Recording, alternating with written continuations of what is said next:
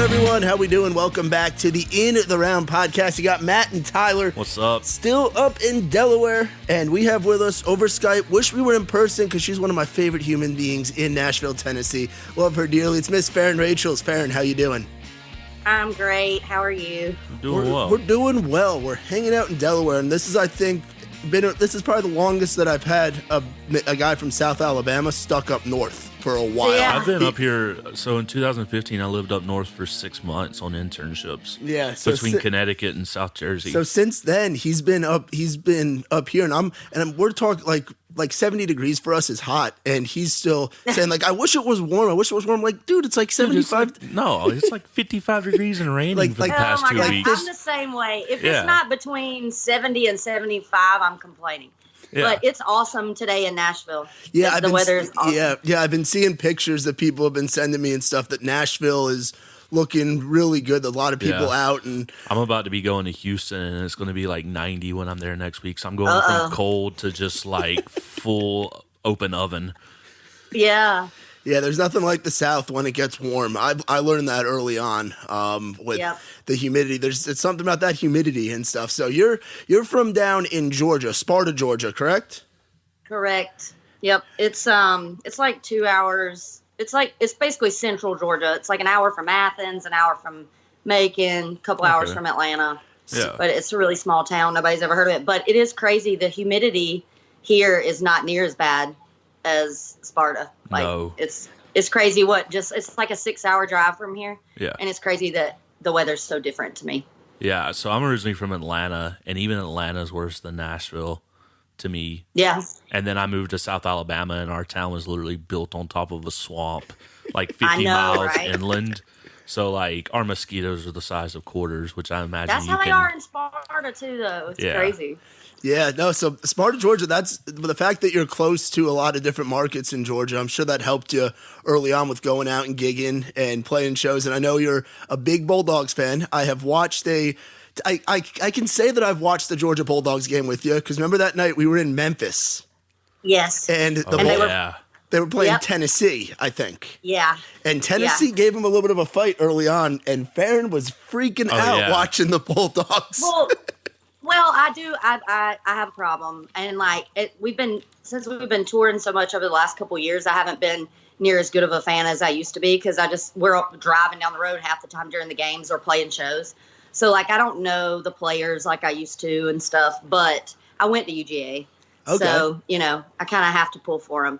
But it's like since I moved to Nashville, I hate Tennessee. Sorry to any Tennessee fans listening, but I'm just surrounded, I'm an Alabama fan, and I feel the exact same way. I think the two teams that are the most hated in the SEC are Tennessee and Alabama. I think Tennessee because they used to be really good, and the fans just talk a lot of smack. They're a bunch of snitches. Yeah, Tennessee just talks a lot. And then Alabama, they've just been on that hot streak for now 10, 15 years and stuff. But one of my favorite SEC towns to go to, one of my favorite college towns is Athens, Georgia. What was it like going to school? Oh my God, Athens. Yeah, how would you describe Athens, Georgia to somebody who hasn't had the pleasure of checking out the Georgia Theater, checking out the 1,000,001 bars that are in Athens, Georgia? Well, that's where I really started playing a lot was in college. I mean, it's a good music scene there too. And obviously the university is huge, but it's awesome that Athens doesn't feel like the city doesn't feel like that, I graduated high school with 12 people. So when I went to UGA, my biology class was 600 people and really overwhelming. So it already felt big, but I think I wouldn't have survived anywhere other than Athens. You know what I mean? It still feels like a small town, even though the campus is huge, but that's pretty much all of Athens, Yeah. And the downtown scene is so great. Obviously the Georgia Theater and 40 Watt. And me and Ray used to play a place called JR's Bait Shack. I don't even know if it's there anymore. It's above the strip club. I think Toppers is still there. But, it's a great little place, especially getting your feet wet, playing live music. Because I've always said, if you can keep a college crowd into it and entertained, then you can play anywhere. you know? Yeah, Exactly. absolutely. And there's so much history within Athens with country music, and so many artists like yourself. You just mentioned Ray Fulcher. A lot of there's a big crowd. I mean, everybody talks about the artists that come out of Georgia, and there's a real pipeline there. So for you coming up, you came up with guys like Ray. Who else was playing that scene with you? Like Langston, John Langston. I played a lot of shows with him. Travis Denning, like Jordan Rager, all those Georgia guys. Cole Taylor was doing the artist thing back then. We played a lot of shows together. Yeah. And they're all big Bulldog fans too. So yeah, I mean, it's just crazy to rewind to think about all you guys playing the college circuit, and now fast forward and to see everybody out there crushing it. You've got a ton of great music out. You've got some new music that's dropped that we're excited to talk about. And thank you. It's just super, super cool to see kind of just how it's all kind of exploded. And you guys, so when did you move to Nashville? When did you make the jump from Georgia to Nashville? I moved to Nashville in 2011. Wow, so Nashville wasn't quite what it is now. So you kind of got in right before the boom started. I did. I lived in Atlanta for just a little bit when I graduated college because I got a normal like office job. I was working for an insurance company, and Atlanta was just too much for me. Like it was. I mean, I like to go there and play there now, but I'm just from such a small town that like Athens was big for me. So when I went to Athens, Atlanta, I was miserable. And also that's not really fair because Atlanta is a great town and I have some good friends from there, but it was also that I hated having an office job and like not being in Nashville. So then when I moved to Nashville, it was so different from now that it felt like more like in Athens, it was like, especially the music business itself, it just feels so small, Yeah. Like easy to meet people and What part of Atlanta were you living in? I lived in Duluth for a little bit, and then I lived over, I guess it would technically be like the Vinings area. Okay, cool. Like close to Marietta. Yeah. So I'm originally from like Riverdale, Jonesboro area. Okay. Yeah. Yeah, and I've only been to Atlanta, I think, twice now, maybe 3 or 4 times. 3 or 4 times where I've been to Atlanta, and I was just blown away that there's big cities in the South like that. I mean, me being from New York, like I'm used to being around a ton of people and being in a city where there's millions of people, and then going down and seeing a metropolis like Atlanta where you're in Georgia where it's mostly small town USA, and then you roll up on Atlanta and it's like, where am I? It's crazy. I know. It's crazy. And the traffic, I don't know. I could never get used to it. I mean, I like to go visit. I still have a couple friends that live there, and it's nice to go like for a weekend, but I just don't think I could deal with that traffic. Yeah, Atlanta traffic, I think like rivals like LA. Like anytime that, whenever I was like traveling a lot through Atlanta with another band before Muscadine and all them, like I would always say if we got to go through Atlanta, because we went to Florida like every other week, it's like add 3 hours to our trip because that's how long it takes to get through Atlanta. Yeah, what was working an office job like? Because I can't envision you doing anything else besides music. Like what was Faren Rachels, the office, the insurance office worker like? It was not. Well, honestly, I loved my coworkers, and I would like to say that I fit in a little better than you would think I would, but I was just basically like I answered the phone and listened to people bitch at me about things that I could do nothing about, and then had to transfer them to and then like. I was like 3 people's assistants, like checked their email and responded to people that they didn't want to and stuff like that. So it wasn't like I was doing anything serious with insurance. It was mostly just I was the messenger.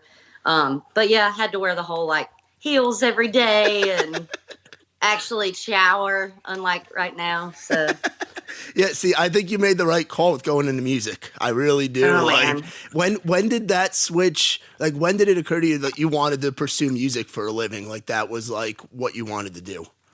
Well, it's always ever since I was a little girl, it's kind of sad how obsessed I've been. Like my mom and my brother, I used to drive them crazy. My grandparents would record like the CMAs and the ACMs on VHS tapes for me. And I would watch them like year round, and like I would only watch CMT, and I had a karaoke machine, and I would like pretend to be Faith Hill, like instead of going to play with my friends. It was really weird. And like the more I think about it, I'm like, that is so strange. But anyway, I've always wanted to do it. And I sang like in church and at weddings. I was the go-to like wedding and funeral singer in Georgia, you know.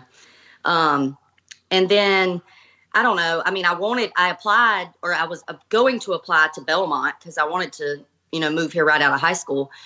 But my mom is a single mom, and she was like, absolutely not. Like, you know, you have to go somewhere where you can get a scholarship. And in Georgia, we have the Hope Scholarship. So if you had, you know, good grades, they would pay for your tuition. So, and she just really wanted me to go to college. To be honest, I really wanted to just say, fuck it and move up here. But, it was like her dream for me. So I was like, okay. And now I'm really glad I did, because I grew up a little bit and also like learned so much about like playing the bar scene and stuff. You know, but then right out of college, I was like, well, I don't have a job. Like, I don't know how to get there. And I just took the first job I could find. And then, I don't know, I just got to a point where I was pretty miserable. And I was like, what am I doing with my life? Like, I know what I want to do and what I've always wanted to do, and I got to quit wasting time, you know. So packed up everything and moved up here, and I nannied. I actually got a nannying job through like a website. I came up and interviewed with the family, and then as soon as they told me I had the job, I moved up. So hell yeah. I got to ask too, how's the goat doing? Is the goat still at your mom's place? There's more than one goat now. There's more than one goat, so the goats are multiplied. So I don't know if you heard about this, Tyler. I don't think I have. So there's some goats in Sparta, Georgia, and Faren's mom has like adopted them, and there was one goat. Now there's two goats. Tell us about these goats. There's actually three. There's three? Oh boy. Well, so my mom is like the sweetest, most perfect, like would give anyone the shirt off her back and like take care of anything that is neglected. Like that's just who she is. We are completely opposite. And like she just, I don't know, she just can't stand it. And a friend of hers has a farm or goat farm or whatever. And apparently when goats have babies, they'll like pick the strongest ones that they're gonna like feed and take care of, and they'll let like a couple of them die. And so my mom was at the farm right after some were born, and she could not stand the thought of, you know, those baby goats their mom not feeding them and stuff. So she took it home, and now I think she's taken 3 home. And basically what she's doing is bottle feeding them, and they sleep in a little box beside her bed. She sent me pictures of her grooming it, like washing it in the kitchen sink and then drying its hair with a hairdryer. And basically once it's like old enough that she feels like she can take it back to the farm, then like I think she's already taken one back to its family. That's awesome. It's hilarious.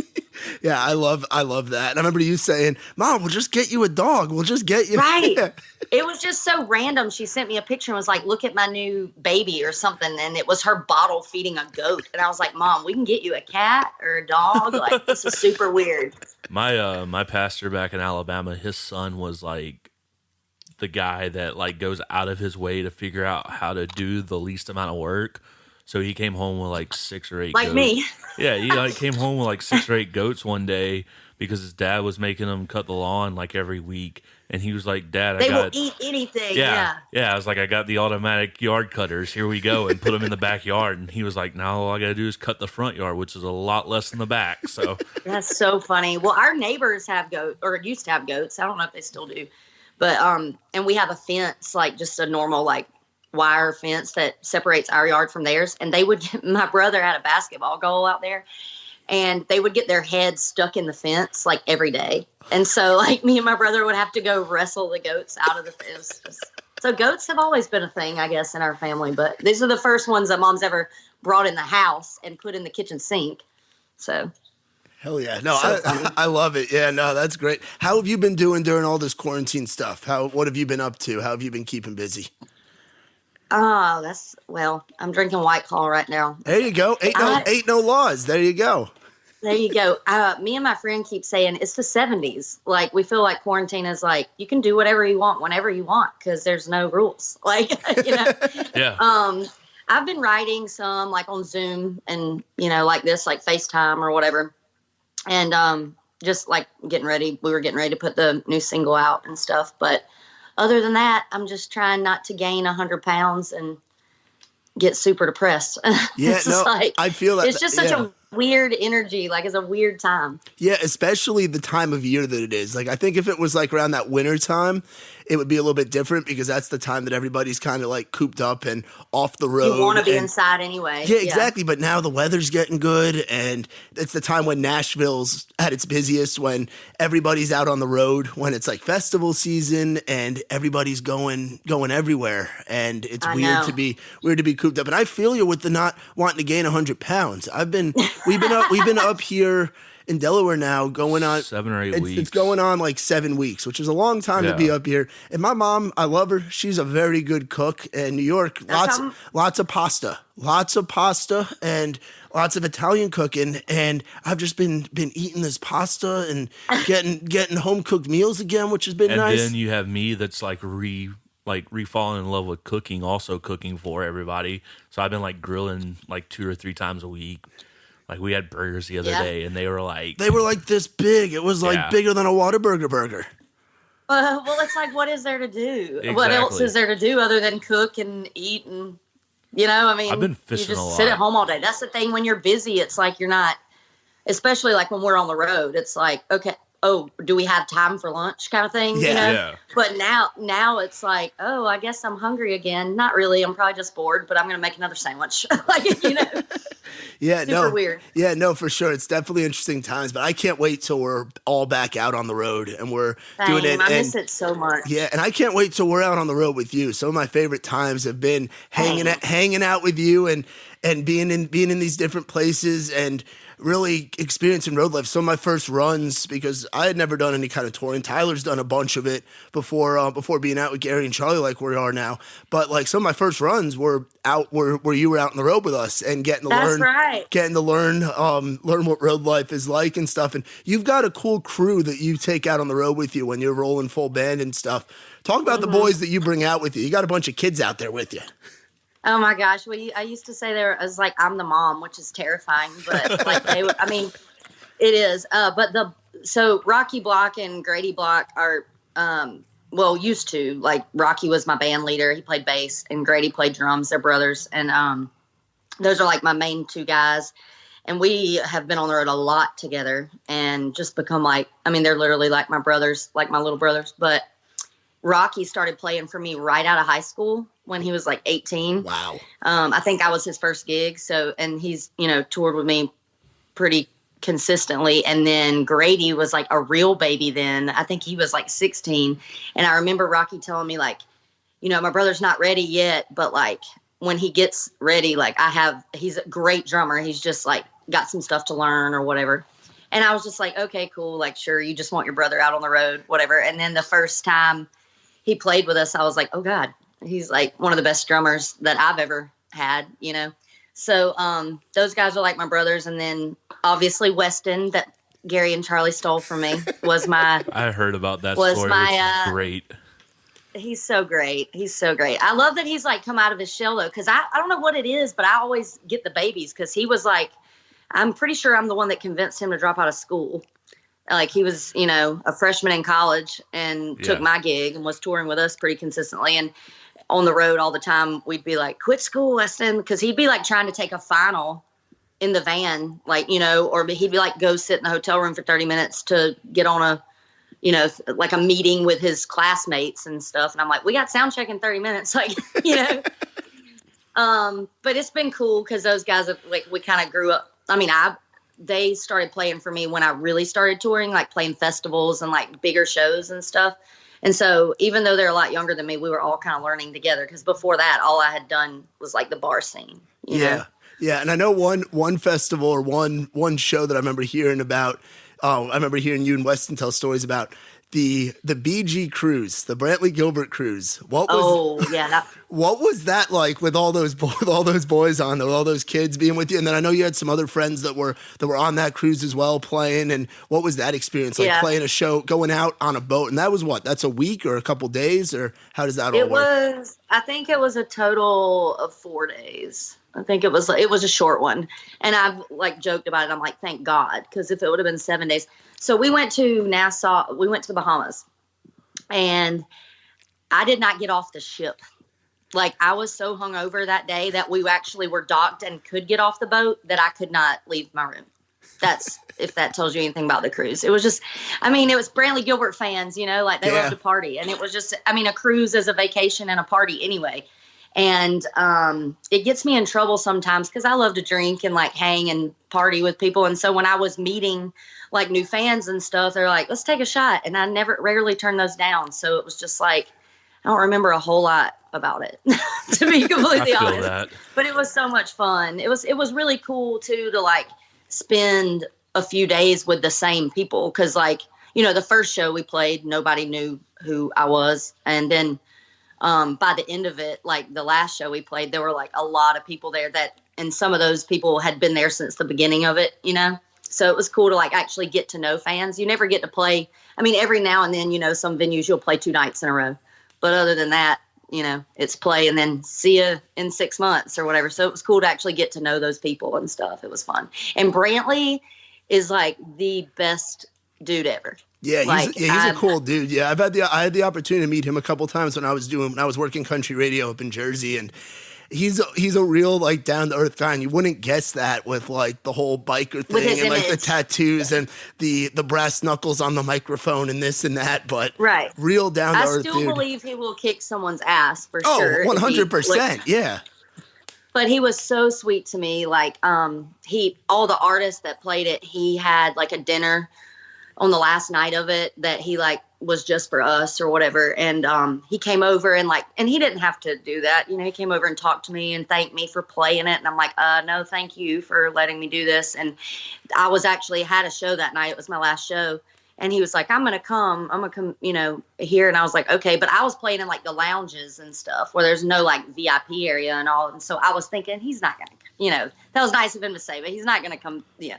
And sure enough, he stood side stage and watched my whole set. And then when we got back from the cruise, I remember I was in a write like a couple weeks later, and I got a text and it said, "Hey, Faren, this is Brantley. I got your number from, his manager I got to know pretty well on the cruise." And he was like, "I just want to tell you again how great you were, and I really love what you're doing." And I was just like, he does not have to take time to do that, you know, like it like made my life for him to say that he loved what we were doing. So it was awesome. That's awesome. Really that's awesome. And again, that Georgia connection. He's a guy that came up playing the Georgia Theater, and another Georgia boy who played that same circuit that you were playing with all your buddies, you know? Well, I was in college, like my freshman year. I bet I went to 5 or 6 of Brantley's shows, you know, but then he was, you know, obviously not the Brantley Gilbert he is now, but it is crazy. I mean, talking about Athens though, it is nuts. I saw Eric Church at Georgia Theater. I saw Dirk Bentley, Lady Antebellum, Miranda Lambert, Little Big Town, like, you know, like all the back then. I mean, that they were playing the venues that we play now, you know. It was just crazy. It's really cool at Georgia Theater to go backstage and see like all the signed bricks of like who's played there and all. Yeah. Yeah, we got to we opened a show for Dwight Yoakam there. And that's the only time I've got to play there. But it was one of the coolest. That's just like a bucket list venue for me. Yeah, it's an awesome venue, and all the crew and everybody there is great. They treat you so well. They do. Yeah. Yeah. Another, I guess you could say it was a festival day. It was actually my first weekend out with Muscadine, and the first time I got to see you was Patriots Fest with Virginia Beach. Yeah. Holy cow! Yeah, what was that like? That was before. Insane. That was before my time. I started like another 2 months later, but I remember getting Snapchats from Tyler that day, and he didn't really know what to expect. He had just gotten the gig through knowing somebody and getting to know Gary and Charlie, and he sent me these Snapchats like, "Bro, what the fuck have you gotten yourself into? What was that like?" The whole day, like I didn't know either. It was crazy, right? Yeah, the day before, and like the whole weekend, Charlie was like talking to me because like this was literally the first time Muscadine brought me out, and they didn't know if I was good or anything. Like this was my tryout. What a first! Yeah, they threw you in the fire. Yeah, they threw me straight into the fire, and the whole day they were like, "Yeah, man, like if the house guy wants to run it, you know, like if he just wants to do it, like you know, we can find something for you to do if you don't feel comfortable." And like here I am, like I've been doing sound now for a little while, just not on that level. Like I've done, there were. How many people do you remember? I think it was like 59,600. They were expecting 20. Yeah, and I think it was 20. like close to 60,000 people showed up. I know that at the end of the night, there were, well, not even the end, like before Luke, because it was me, Muscadine, and Luke Combs. Yeah. And before Luke played, I think they were already had like the fire marshals and everything, like because it was, I mean, it's on the beach and like trying to keep people out and stuff. I mean, when we sound checked, because I know the day was like as usual for festivals, it's like running a little behind. And since we were the first of 3, by the time we sound checked, it was like time to open the gates. During our sound check, I bet we had 50 people like watching our sound, like right at the stage watching our sound check, you know. And then by the time we played, I could not see, like as far as I could see, it was just people. It was just, that was the most people we've played for. Yeah. They were like, I listened to a few of Muscadine's songs. Like I knew their repertoire. Like I kind of knew what to expect. But like I really didn't know like their songs by heart by then. But I remember like at one point we had an hour set and it was probably like 45 minutes in. It was somewhere around Port Swing Angel. Like I just kind of looked back and I couldn't see the end of people from front of house. And I was just like, what the hell? Like it was the weird. Yeah, it was crazy. I think the crazy thing is I knew we took that one and it was a one-off for us. And I never take one-offs that are like that far away because it was such a long drive. But when I saw the offer and it was like, you know, estimated 20,000 people and it was with Luke and Muscadine, I was like, well, you know, we need to do this one. But then when we got there, I was like, holy shit. I cannot imagine if I would have like not taken that show and like missed out on that because that was such a cool day. Yeah. And for you talk about Muscadine and Luke. You guys have all kind of like come up together and like you've known those boys for a long time. How'd you get to know like those camps and like how did you all kind of meet initially? Was it you all moved to Nashville at the same time or did you guys just kind of come up as friends or how'd that all get started? I think we all moved around the same time. I think I've been here.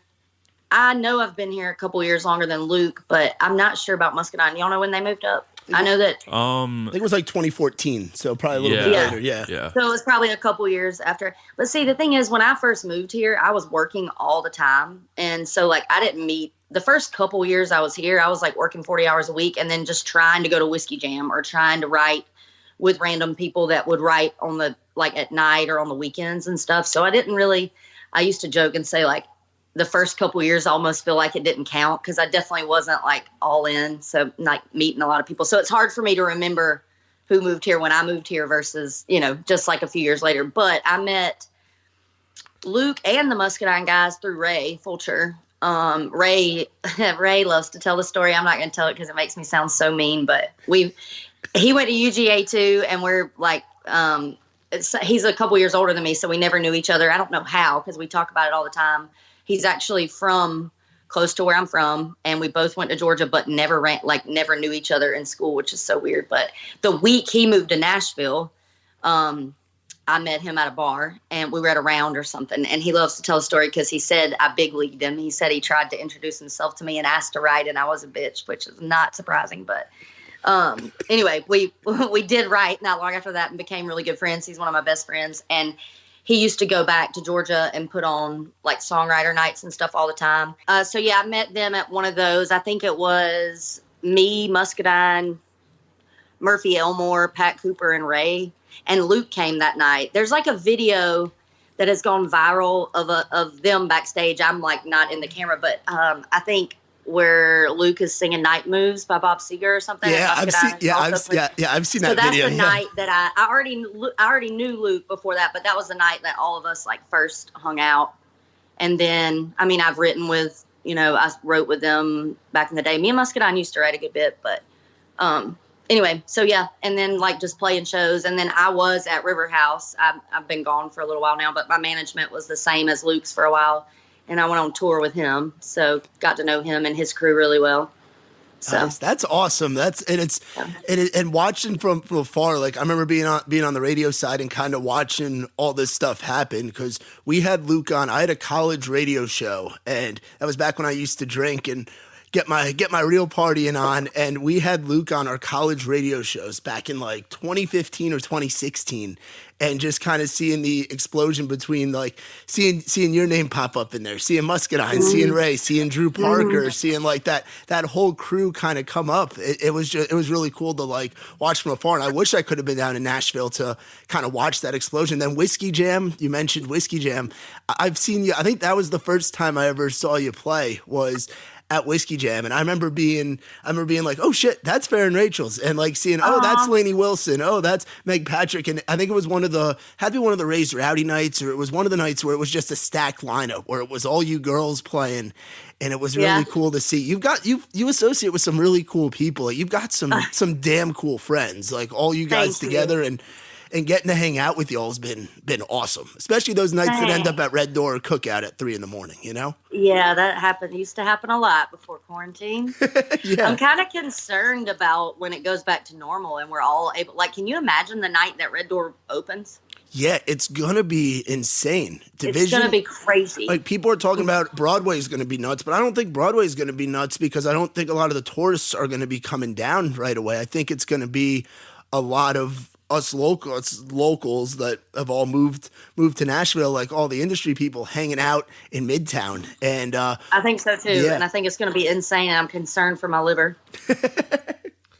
You got to, I saw something the other day and I was like, basically, you got to keep drinking because nobody needs lightweights back at the bar when we open all this back up. Like PSA from bartenders and stuff. It was like, please keep your tolerance up. Don't show up at the bar. And through all quarantine, like, yeah, that's so funny. Well, I'm doing my job then. I'm doing what they requested. Yeah. So how'd you get tied in with like the Whiskey Jam crowd and Ward and all those guys?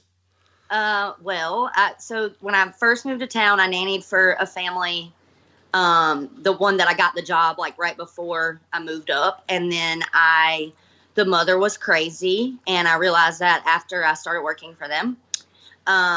I hope she hears this. I'm just kidding. But she was a crazy bitch. And she, like literally 1 month in, I was like, this is not going to work. Like she just I could tell you stories for days. But anyway, so I was trying to get out of that job and find another one.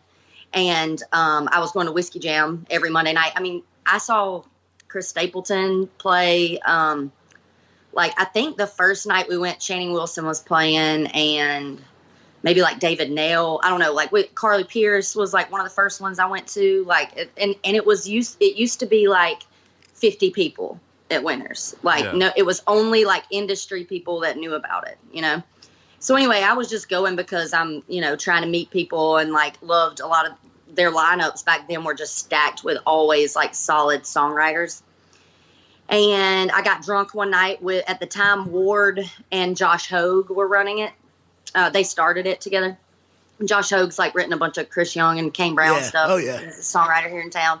But anyway, he needed a nanny and we were hammered behind Winners, and he said something about needing a nanny. And I was like, I'm a nanny and I hate the family I work for. So do you want, and so it's so funny because I was like, how did I make that happen? Because we were hammered. Like if I would have been him, I was like, no, crazy girl that I just met at Whiskey Jam who just took 6 shots of Fireball. You cannot take care of my child. But if you know Josh Hogue, it would not surprise you that it worked out because the next day I interviewed with his baby mama and I got the job. So I worked for them for a little while and just got like close with Josh and Ward through that. And they let me play it the first time. I was terrible. I'm so glad there's not. Like I just started writing songs and the songs I played were awful. So I don't know why they let me, but anyway, they've always like Ward has just been, they've done some like, they'll go to Chicago and play and they go back to Georgia and like now they like tour as Whiskey Jam, and he's let me do some of those. And when they have like the big outdoor shows and stuff, he'll still call me. They've been like super sweet and supportive. Yeah, no, and that's something that I noticed early on from moving to Nashville. Because again, when you're outside of like the Whiskey Jam brand now is huge, and I've only been in town for coming up on 2 years. But one of my first nights in town, I remember my buddies telling me, "You got to come to Whiskey Jam. Like we got to go. Like introduce you to some people. You got to check it out." And just seeing what Whiskey Jam is like and how big of a thing it is. It's so weird how it's changed. It's just like Nashville. Everything's changed. It's like.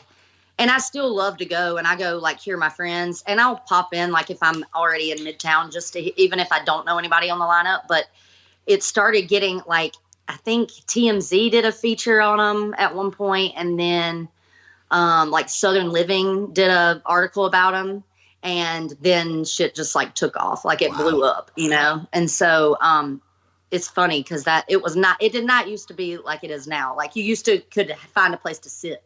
You know, now like you have to worry about, if you look at the lineup and recognize like a couple big names, then you have to get there 2 hours early to even get in, you know? Yeah, and one of those lineups that pops up when Ray's Rowdy comes in and does their takeover. I know you're buddies with Nikki T and Sarah and Heather and that whole crew, Derek. How'd you get to know these crazy Yinzers from Pittsburgh? How'd you get to meet Nikki T and all those guys?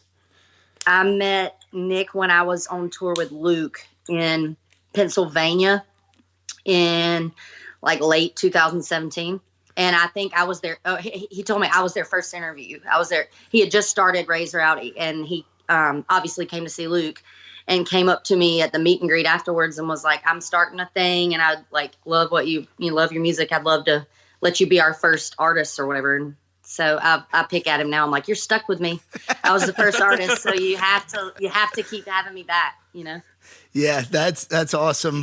Because those guys I've become good friends with those guys, and nights out with Nikki T and that crew get wild as well. They are a party bunch, and it's crazy what they've been able to do with not fully even being in Nashville. I know they've kind of like colonized it in a way where there's a few of them down there, but Nikki's still in Pittsburgh, Sarah's still up in New England, and to see what they're doing and the support that they've given as well is insane. Like just how much they've grown, you know? Yeah, I love it. I love watching stuff like that. I mean, to be completely honest, if it weren't for music, I would not be very active on social media probably, because I'm just not, I don't know, it's just not my thing. But the good thing about social media and the world we live in now is like Raise Rowdy and y'all, and like, you know, otherwise you wouldn't be able to do stuff like this, and people, it's just so easy to find out about, you know, new music now, especially independent, like unsigned artists. So like Whiskey Riff, like y'all, Raise Rowdy, like all those sites, and I don't know, the way y'all support independent artists, it just makes me really happy. I mean, with the way that the industry is and everything, I mean, like, you don't necessarily need the radio play anymore. Like, there's so many ways, and to see what artists like yourself are doing with Spotify, and like the fact once you get songs out there, the reach of songs now with streaming, it's incredible. It's crazy. Yeah, it's awesome. I mean, it definitely. Sometimes I think I should have been like born 20 years before I was, because like I love 90s country so much. Yeah, your style. Your style. Not to cut you off real quick. Your style is very much like one of a kind in today's genre, in today's where country is like. Where like there's kind of been like this 90s revival, both on the guys' side and of course on the girls' side, with girls like yourself, Lainey, Hannah Dasher, who just come out and are just badass and singing damn country songs. And so for you growing up, who were some like big artists that I know you said Faith Hill, I'm sure Reba's in there. All those, I mean, it was back when women were like ruling country music, like Trisha Yearwood. She's from Georgia and grew up like an hour from me. So she was always like I remember we played high school. In high school, I played basketball against the school that she went to, and her picture was hanging in the lobby.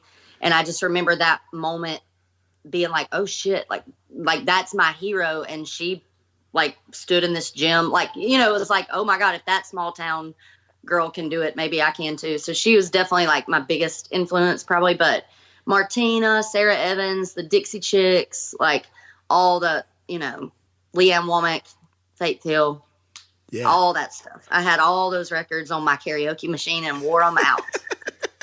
But I also, my dad also like listened to a lot of like, he loved Stevie Ray Vaughan and B.B. King and the Allman Brothers and Leonard Skinner. And so like, I got a good like Southern rock education too, but for some reason, like country music, and especially like traditional country music, has just done something to my soul ever since I was a little girl. So Yeah, and the '90s country thing, like I said, it really is like I would say it's really comeback. Like seeing who's charting right now and seeing who's like who people are really digging. Like and even on the guys side with guys like Riley, you can say how Muscadine's kind of got that traditional feel, how Luke brings that traditional feel. Like it's got to be cool to see the '90s style of country like coming back.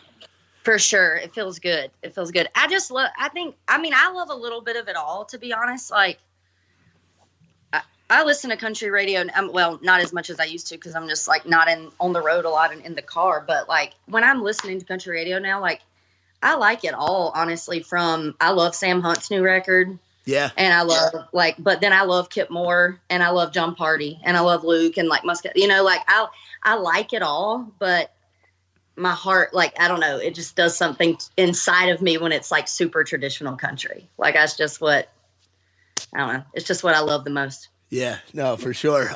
So we always like to talk about food on here. I know we were talking about trying not to gain 100 pounds and stuff during quarantine, which has been a challenge for me and Boudreaux here. You're looking good. You don't look like you've gained any weight. You're looking great over Skype right now. For you, Mexican or hot chicken? What's your like Nashville staple? What do you like? Mexican. Mexican? Do you? I love hot chicken too, but I could eat Mexican every day and never get tired of it. Same. Yeah. My Mexican restaurant back home used to be like if I was like at the end of the week and like something happened and I didn't have like necessarily like the money at the time, they'd be like, "Oh, we know you're coming back tomorrow. We'll put it on the tab." Like, yeah, well, when we first moved to town, Cinco de Mayo and like Las Palmas and stuff, like I lived off that. Yeah. Like cheap Mexican. I mean, I love authentic, like, but the cheap Mexican you can't beat, especially not at all. On Tuesdays when the pitchers of margaritas are half off, makes it even better. Oh, yeah. Oh, those margaritas can be dangerous for sure. I've seen Boudreaux getting wild on some margaritas before. I don't do tequila anymore because of margaritas. I know. Margaritas in Mexico. I love tequila, but tequila does not love me. Yeah. Yeah, tequila ignites a party animal that I didn't know existed in me. Same. I just stay away from that. Yeah, I think it's the only thing that makes me mean. I think everybody is different, but like I can drink whiskey all night long and be just happy and, nothing pisses me off. But I'll have like 2 shots of tequila and I'm ready to fight anyone for any reason. Mine's not like Mine's not like I'm ready to fight, but mine is like it flips a switch where there is no boundaries anymore. And like the last time I really drank tequila, I was in Mexico, standing on a table screaming rap songs at the top of my lungs and getting carried back to a cruise boat. So we don't go there anymore. There you go. I think that might actually make a lot of sense now that I think about it, because I had a lot of tequila on the Brantley cruise, so that might be why it was such an interesting trip. Yeah. Yeah. No, that's awesome. What's your favorite Mexican place in Nashville? I love Tex-Mex. I love just like Chewy's. Yeah. But I also Rose Pepper in East Nashville. I still haven't been there yet.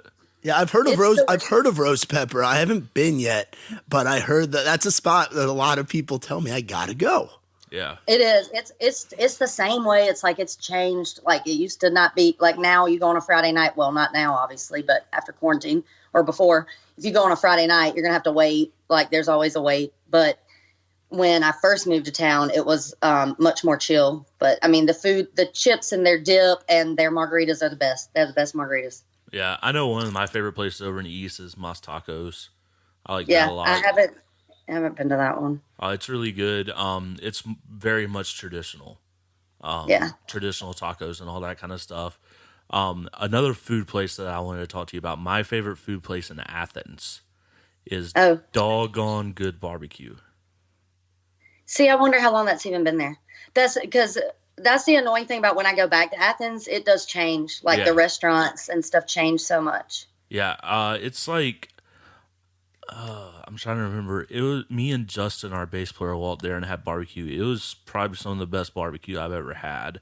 It was amazing, but it's like 3 or 4 blocks away from Georgia Theater. Okay.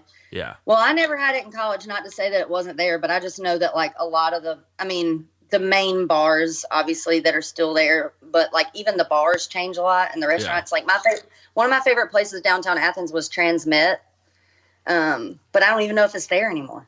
Like I feel like every time I go, I'm like, that's not right. That was so and so. That used to be so and so. I don't know. I feel like that happens a lot in college towns. I know a lot of friends that graduated from Alabama, and they like go back to Tuscaloosa now, and I'm like, oh yeah, this place, and they're like, what's that? And I'll tell them, I'm like, oh, it used to be. And they, even with the place that we played, the Druid City Music Hall, it used to be another music venue before. Before, so it's even changed. Yeah, the best barbecue in Nashville, though. What do you think that is? Ooh. I'm gonna say two favorite places. Oh, she's taking the cop out. That don't count. Well, one place I don't go to a lot because it's hard to go to, but I think that overall it has the best barbecue across the board, and that is Peg Leg Porkers. Yes, I've had that. And then my second favorite, and it's the one that's easier to get to because they have more locations and all, is Martin's. Martin's is my favorite. Yeah. I would go Martin's and Peg Leg as well. I despise Edley's. I don't despise it, but it's not as good to me as Martin's. But I will say, why do you despise it? I don't know. It's just, for me, a lot of it. So I'm a pulled pork guy, but like I also like brisket a lot too. Mm-hmm. And it's Martin's has the best brisket. They do, but Edley's, their brisket 95% of the time is dry as the desert. But also their food as a whole, like everything that I've had from there, I'll have like their chicken one time and I'll go back the next time and it's just not good. And I'll go back the next time and it's great. They're just not consistently good. Consistent. I know. And Martin's never disappoints. No. At any of their locations, it's always good. Martin's is good. The favorite thing, though, for me at Peg Legs is they have a burnt ends platter. Oh. And I'll have to try that. Yeah, that is probably because it's like the burnt end is like right next to the skin and all. And so you have like a little bit of the burnt taste. Boudreaux on barbecue. You get him going and don't stop. Oh, Lord, sorry. No, you're good. But then you have like I feel the same. So I'm like, let's just talk about barbecue the whole time. But then you have the fat, a little bit of the fat layer, and then you have the actual pork. And so it's like it's the juiciest and most flavorful like part of the pig. But okay, well, I'm gonna have to try it when all this is over and I can go to a restaurant. Yeah, when this is over, we got to all go to Peg Leg together and try that burn end platter. See, I always send people because I was a door guy at Whiskey Row for a while on Broadway, and people would always ask, "Where's the barbecue?" And a lot of people go to Jack's on Broadway because it's right there. No. But I'm like, hey, we're like, because Whiskey Row's on the corner of 4th, so what I would do. And depending on how intoxicated the person is, I'd have to really point. It's like if anything is going to be good for you at this point, just walk right up to Jack's. Or go. I mean, what I would do is because you can see the sign for Martin's. You have to pull out a telescope sometimes, but you can see it all the way down 4th, all the way down that street. I would literally I'd take them, I'd turn them around, I'd see that blue sign all the way down, and they're like, I'm like, go down there. That's the best barbecue in town. Go find the spinning pig. That's where you need. And that one hasn't been there, but for a few years. The one that a few years ago, I lived over in the Belmont area by that, like literally that church that's across from that Martin's, the Church of Christ, or I don't know. I think anyway, no, it's a Catholic. Anyway, clearly I didn't go, but I lived on the street behind it, and I'm not kidding you. When I would walk out of my door, like to go to a right, I would smell Martin's, like from them cooking that pig. And so I don't know how I didn't gain 100 pounds living over there because I wanted Martin's every day. It's just so good. And then there's the new one. I like the new location a lot too. Do you remember like down Elliston next to the Parthenon? There was that Logan's Roadhouse over there. Well, obviously Logan's like went out of business and everything, but they put up a Martin's there, and it has tons of parking. Like I've went there probably, 10 times now since they opened it. There's never a line. It's never packed. That's nice. Yeah. A hidden gem. That's also, good to know. The sneaky Martins. Also, my favorite barbecue sandwich, and this place is one like, sorry, I have Mexican and barbecue spots all over Nashville. Like, my favorite barbecue sandwich though, and like lunch place is over by the Parthenon. It's a place called Hog Heaven. I think it is, or Hog Wild. It's one of those, but they have the sauce, and it's one like best sauce in Nashville for almost a decade now. But damn, better than the Alabama white sauce in Martin's. See, I'm like, Martin's is like my jam. Yeah, I'll have to check that out. There's their sandwich. It's like a sandwich, a side, and a drink, and it comes out to like $7 or $8. So like balling on a budget, which is what I'm all about. Always. It's literally a little white shack, and the first time like I walked up to it, I was like, "Yeah, give me a barbecue sandwich, plain, nothing on it." And they're like, "All right, barbecue sandwich, no bun, no." And I was like, "No bun." And they're like, "You said nothing on it." And I was like, "All right, smart ass." But I still want a sandwich. Yeah, man. Like it's not a sandwich without the bread. Of all the places you've been on the road, place with the best food. Oof. I'm not a good person to ask, and this is why. The Blocks, Rocky and Grady make fun of me because they're like, Faren, like I will eat at a Chili's. Like, I don't care. Like, and they're like, we're in New York City, and they're like, Faren, we're not eating at Red Lobster. Like, we're in New York City. Like, we're getting pizza. So I'm not the best person to ask. I love playing in Florida because, like fresh seafood. Yeah. Yeah. Honestly, a lot of the shows we did were festival shows, so we ate there, Yeah. So like festival food is not the same. What's your go-to festival order if you're like looking for the ultimate festival food? I'm going to take a guess that you're a corn dog girl. I love a good corn dog. I do love a good corn dog, but I mean, usually like most of those festivals have like they either give you like tickets to go eat whatever, or you have catering. So I try to do catering usually, but because there's like healthier options. But I do love a fried Oreo. Yep. I don't think we've ever played a festival that I haven't got a fried Oreo at. I'm the same. I always will get a fried Oreo or a funnel cake. My funnel cakes are awesome. My favorite festival food to go find is whenever I find a place that has fried alligator on a stick. Oh. Yeah. We've played some interesting festivals. Also, I'm also from deep South Alabama, so that's like a staple. Yeah. Where was like a place that you went talking about interesting festivals and interesting places? For me, it was Boaz, Alabama. That was for me a place that was very interesting. I had just started with the guys. I had never been. Also the Mud Park. Yeah, and the Mud Park. We played a mud festival, a mud park in Leakesville, Mississippi recently. It was actually one of our last show. It was our last show before all this quarantine stuff happened. And I got a lot of culture. It was an interesting place for me being a Yankee, being down in Mississippi, and they took me out. There were these guys from Louisiana that took me out in a 4x4 and a side-by-side, and they had me going through these big mud holes, and I was covered in mud. It was wild.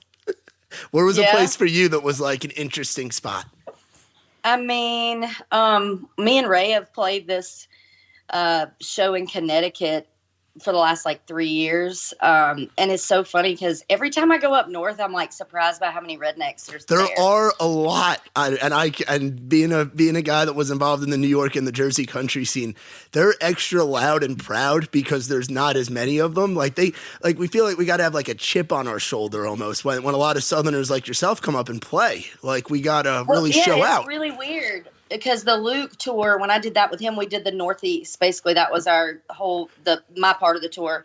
And that was some of the first time I ever played like Boston or, and it was always surprised because I remember being like, these people, that shows how like uncultured I am because I'm from Georgia. But I was like, I think like up north, I'm like, these people even like country music, Yeah. But it's like those shows were crazier than any that we played in Georgia or Alabama or whatever. And I think it's because I don't know. It's like maybe there's not as much of it up there. I don't know. Yeah, it's a treat whenever we get, especially when it's somebody that's more on the countryside. Like for us, like people will come out to see like somebody like yourself, somebody like the Cadillac 3, somebody that's really got like that country, almost that redneck like Southern vibe because we don't get it, and it gets overlooked. Where have you played in New York before?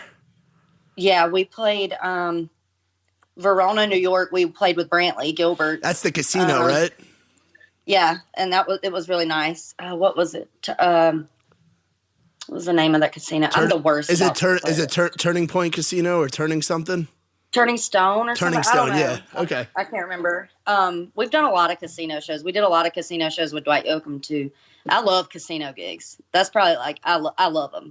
Are you someone that'll get out on the floor and play some of the tables, play some of the slots? I'm really not much of a gambler because you have to have money to gamble. But I feel that. But But I would hang out with my friends that do, or like with some of the guys in the band that like to gamble, and I would just drink the free drinks. But I love that you can smoke inside a casino. Yes. Like it feels like an old honky tonk, you know. And then the crowds are always, I don't know, those shows were just, they always treat you really nice, and it's nice, like, you know how we travel in the van and stuff. It's nice that usually you get to stay there and don't have to like. Yeah, you've played you've played Mohegan Sun, right? Connecticut. Yes. The Wolf's Den, right? Yes. Yep. Yeah. That place was crazy. Yeah, we were there. We played the New England Food Truck Festival, and we didn't know what exactly it was going to be all about. We ended up being in a parking lot outside, and while that was going on, Eli Young was at the Wolf's Den that same night, and then Shawn Mendes was inside the arena. So they had like three or four things going on at once, and that's just the crowd that was out there. It was interesting walking around that casino because there were people that were there, like people, we call them mass holes, Massachusetts folks. They go by like mass holes. That's the flag that they carry. So there were like a lot of those folks that were in town for the food truck festival, but then all the pop people in for the Shawn Mendes and all like the teenagers. And then it was crazy. Yeah, it was pretty wild. So Boudreaux's got sewn up here. So you have a Twitter account, right? You're on Twitter? Oh, yeah. Mm-hmm. I'm probably the least active on Twitter. Oh God, what is it? Oh no, this is our favorite segment. So Tyler's got a few Twitter trolls that he has, a few accounts. He's got his own account. We've got a podcast account. Tyler's got an account where he goes on and just likes to roast things and roast people. He's not going to do that to you, but he likes to pull go after you. You're welcome. No. But he likes to read off tweets from our guests and stuff. So he's got your Twitter pulled up right now. So we're going to read off some tweets of Miss Faren Rachels. If making a grilled cheese every single night during quarantine is wrong, I'll never be right.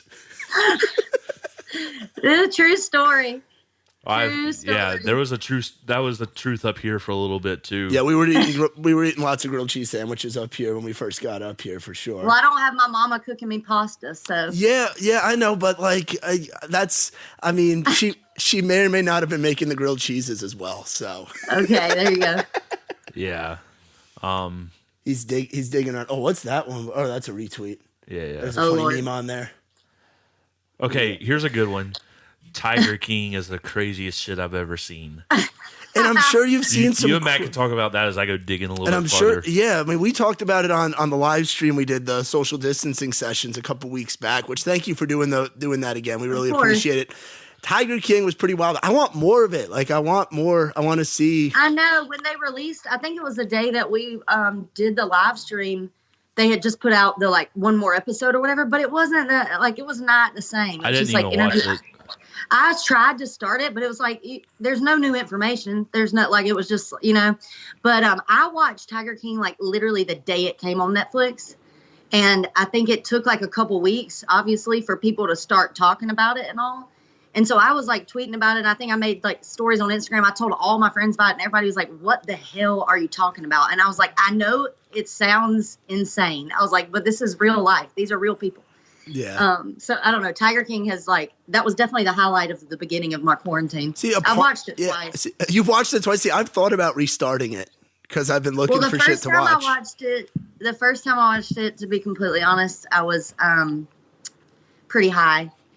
So I felt like, so I was like, this can't, like, when I was thinking about it the next day, I was like, was I like making half that shit up or like, so then I watched it completely sober after. Yeah. And like a part of me wants to check one of those, like wants to go to a park like that just to see what it's actually like. Like, and there's one of them in Myrtle Beach. Like I want like that Doc Annell guy, that's in Myrtle. He posts all of his shit on Instagram. And like I started following him, and just randomly there'll be a picture of like him in a pool, like holding a liger, like a baby, like just holding so like weird. A jungle cat. Yeah, they're crazy. I don't really know how I feel about it. It's like, yeah, it would be cool to go see that or whatever. But then I don't know, believe it or not, I'm like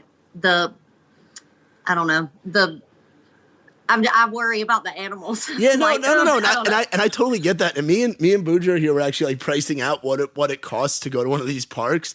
It is expensive too. To go to. That's how they're all so rich. Yes, insane. To go see the one in Myrtle Beach, I think is like $500 a person. And that doesn't include pictures or anything. I bet you it went up after this documentary too. Oh yeah, for sure. I'm sure. I mean, just like they're cashing in on it, and then poor Joe Exotic's in jail, and freaking Carole Baskin's still hanging out after killing her husband. I know. But I will say, like we talked about this when I watched live stream, I just don't know. Like every time I watch a Netflix documentary, which I love them, but it's always interesting to afterwards to like actually do some research and stuff and see how they presented it versus like sometimes the facts are not, you know what I mean? It's entertainment. So it's like any other show, even though it's a documentary or whatever. It's like they've decided on a storyline, you know. Can you see me? Sorry. Somebody tried to call me. Anyway, so I'm like, who knows if she did? I mean, they definitely made it seem like that, but like, remember Making a Murderer?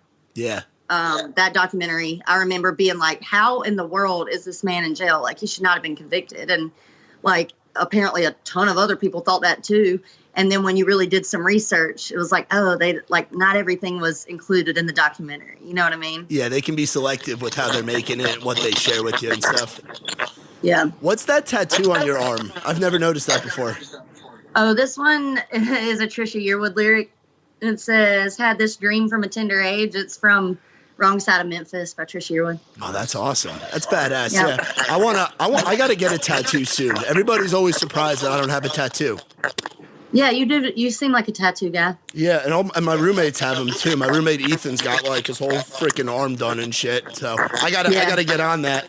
Oh, you got another tweet? Yeah, I got a couple more. All right, ready? Oh for gosh. This? Yeah. So it's from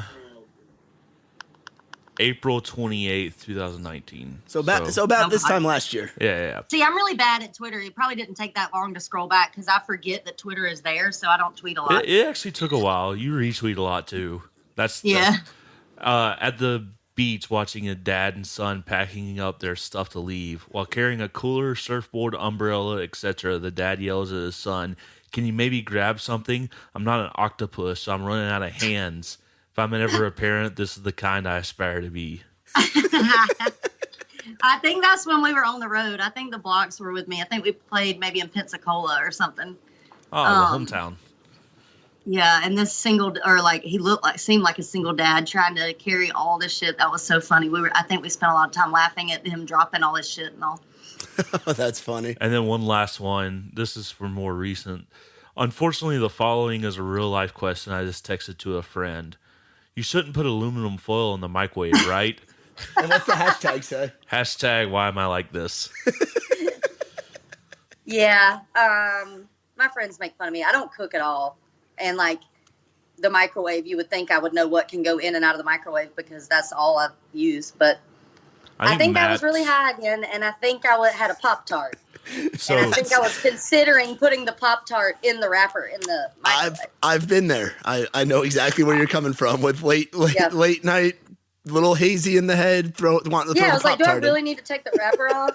So Matt, I have personally watched him burn about everything you can burn in a little toaster oven. But it's funny, there's a page I follow on Instagram. It's called Boys Who Can Cook, and it's like the most like atrocious cooking things ever. Oh god. And I always send it to like, we have like a Muscadine Instagram like group chat thing, and I always send it to them, and I was like at Matt if he had to cook during this quarantine. Oh yeah, I was gonna say they would probably admit me into that. I'd be so screwed. It'd be bad once I gotta go back down to Tennessee and start cooking again. Fortunately my roommates can cook, so yeah. My roommates can cook, and my best friends are like, a lot of my friends are really good cooks, so I'm lucky because I get like home cooked meals from them. But my mom was a great cook, and she was so great that it was almost intimidating because I never like wanted to be in the kitchen with her and be like, how do you do that?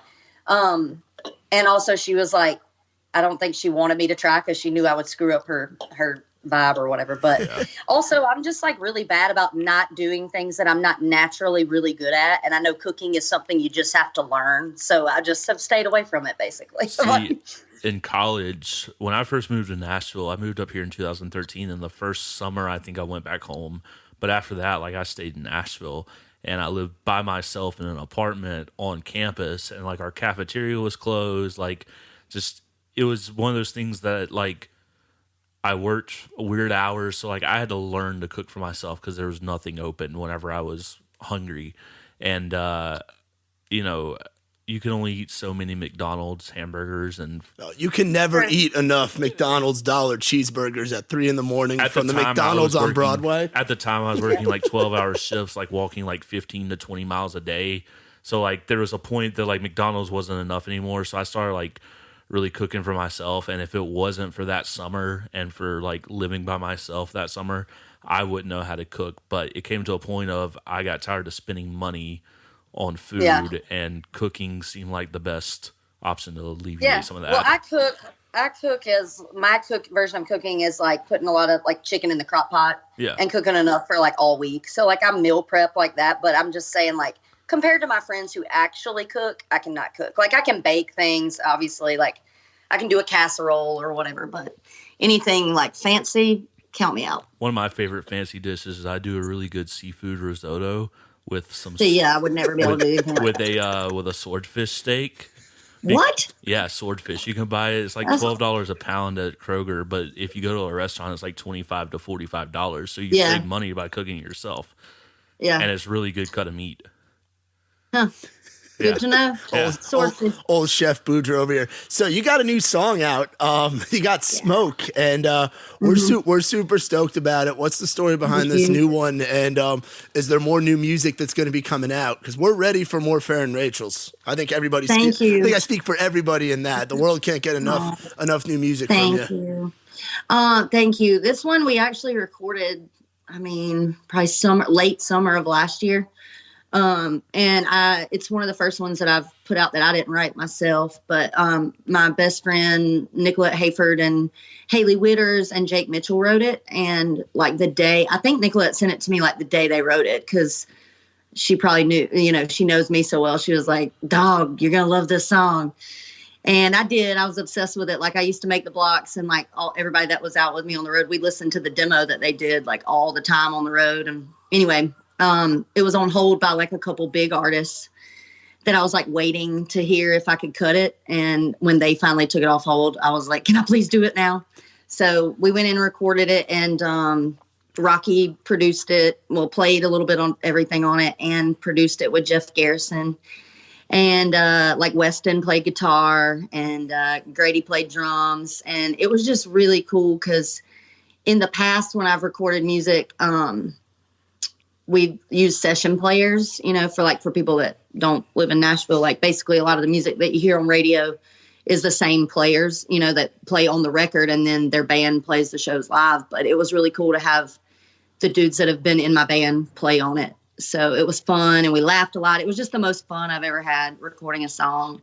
And I don't know, this song just means a lot to me because it's basically, he don't even know that I smoke. Like, how can I tell him everything about me when he doesn't even know that I smoke? And the first time I heard it, I was like, oh shit, this is so me. I feel like in relationships in the past and even now, it's hard for me to like be honest with people about who I really am. 'Cause the truth is it's a shit show. And it's like, I'm trying to do better, but I've at this point in my life just kind of accepted this is who I am. And so like in past relationships, I've always felt like I had to like, I don't know, like hide how crazy I really am. So, I don't know. It's about, just hiding your demons, I guess. And I think we've all been there. Oh, so. Absolutely. I've been there for sure. Yeah, for sure. And we're really digging it. We're so happy that you put this one out. So what's the deal for the rest of 2020 once we get out of quarantine? Shows, potentially, new music. What do we got? Well, that's the thing. Like now is so hard to answer that because I don't know. I mean, we had, shows. We had a couple with y'all booked, and I had a festival this summer, like just random stuff, but everything's getting rescheduled right now. And the more people I talk to, like a friend of mine, Driver Williams, plays for Eric Church, and he was saying like, which I know obviously those size venues are different than what I'm playing, but they don't think they're going to be out until next year, So it's like, I don't know how it's going to work. Like with the size venues we're playing, maybe we can be back at it by the fall. I don't really know. But yeah, as soon as they start booking them again, I'll be playing more. I just don't have anything like up on my schedule or anything right now because everything's getting moved around. But I'm definitely, I have to be completely honest, I could make a record right now, like with songs that I love and want to, but it costs a lot of money, and I'm an independent artist, and so I'm trying to figure all that out. So. Yeah. But there's definitely going to be some more music in a couple months. So. Hell yeah, we can't wait for that. We're super stoked. And Faren, thanks for hanging out with us, taking time out of your busy quarantine schedule to hop on and chat with us. Yeah. No, thank y'all for asking me. Y'all are awesome. I love that y'all do this. And it's cool to just like have a hang and just chat. Yeah, it's good to just see people, even if it's over a computer screen or over a phone screen, just to see other people and shoot the shit for a little bit and hang out. You know, I miss hanging out and having I miss having a smoke and hanging out with Yet Losers. You know, like I miss, like that post whiskey jam or of like just hanging out. You know, I know. We'll be back to it one day. Hopefully, people are bored enough right now that they'll listen to us talk about barbecue and putting aluminum foil in the microwave. Yeah, hopefully everybody goes out there, gets themselves some Martin's barbecue and doesn't put the aluminum foil in that microwave. I got to remember that because that has popped into my head before about putting the whole Pop-Tart in the microwave. Yeah, well, I'm like, it's not that big. It can't do that much damage. Real quick, favorite flavor of Pop-Tart, favorite kind of Pop-Tart? The cinnamon, brown sugar, cinnamon, whatever it is. I think that's a consensus on everybody except for me. What's yours? I grew up on the chocolate fudge, the frosted chocolate fudge. Okay, those are awesome. And you put it in the microwave for like 10 to 12 seconds and get it kind of gooey with some chocolate milk. Perfect. Clutch. Yeah. That one and the s'mores, those are like a close second and third. Just the regular chocolate chip unfrosted is the only unfrosted that's acceptable. He eats the unfrosted Pop-Tart. Yeah, crazy. Just the chocolate chip. That's the only acceptable one. The people that say that unfrosted strawberry is a good Pop-Tart, they got a screw loose somewhere, you know? I'm not a big strawberry fan, period, frosted or unfrosted, but... Yeah, so we'll be hanging out at Red Door and Losers before we know it. We'll be eating some Pop-Tarts together before we know it. Some Pop-Tarts. Yeah, no, we'll bring the Pop-Tarts. We'll bring all the good stuff and definitely be hanging out. Get that burn-in platter over at Peg Leg Porker soon too. Sounds good. I will. I'll let y'all know. I'll text y'all and let y'all know how I think it ranks up to Martin's. All right. Okay, they're kind of the same thing where they smoke their stuff every day, so. You know, and they're definitely like the same as Martin's is like whenever they run out of something, they're done with that, you know? Yeah. So it's the same thing. So Faren, real quick, tell us, where can people go and find you on social media? Well, I'm the most active on Instagram and Facebook. Obviously, like I said, I mean, I have Twitter, but I forget about it a lot. So yeah, Instagram and Facebook, Snapchat.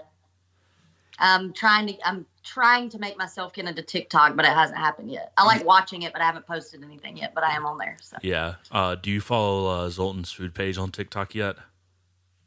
I don't think I do. I'll go do that as soon as we get off of this. There you go. Yeah, Zoltan's got a good food one that he's been doing lately. I love Zoltan. Probably, I'll go give it a follow. Probably food pics. Probably food ticks is his TikTok. Clever. It's his TikTok. He did the play off of TikTok. Old chef boy. Well, Faren, thank you so much for hanging out. Bujo, where can people find us? We're on Twitter at In the Round Pod, Instagram, Facebook, In the Round Podcast, and we're still working on the website. Our resident redneck, Mr. as I call him, Jacob Bubba. Yeah. That's how you saved him my phone. Amazing. Yeah. I didn't know his last name, so I just saved his Bubba because it seemed like it could work. But that's awesome. But he's somewhere in the woods of Tennessee. We're still trying to get a hold of him. I think his satellite phone died or something. We don't know. We're trying to get a hold of him. But we'll have a website coming soon. Website coming soon. You can follow Tyler at Just Stay Wandering Tyler. Follow me at Matt Brill. If you guys enjoyed the episode, make sure to throw a review, a comment in there, subscribe, hit that subscribe button, and make sure you check out this brand new one that we're going to play right now. It's the latest from our good friend, Miss Faren Rachels. Y'all check out Smoke right here on In the Round Podcast. We'll see y'all next time. Thank you, fellas.